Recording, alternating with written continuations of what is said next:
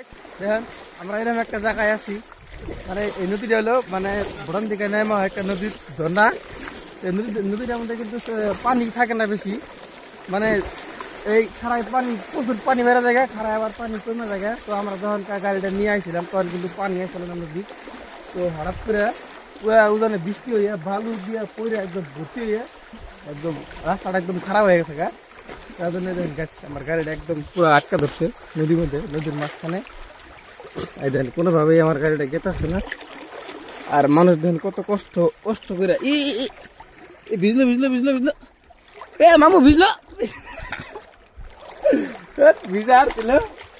তো গাইস এই যে মামু ওই যে টানে খাড়া রয়েছে, এই দেখেন গাইস আমার গাড়িটা কিভাবে নদীর মধ্যে ফাইসা গেছে, একদম কল্পনাহীন ভাবে আটকে গেছে এই নদীর মধ্যে। তো গাইস নদীর পানি কিন্তু পুরা বাইরে গেছে।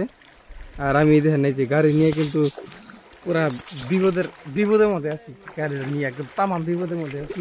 দেখেন গাইস তো এখন মেশিন আসতেছে, গাড়িটা ধাহা দিয়ে তুলে দিব।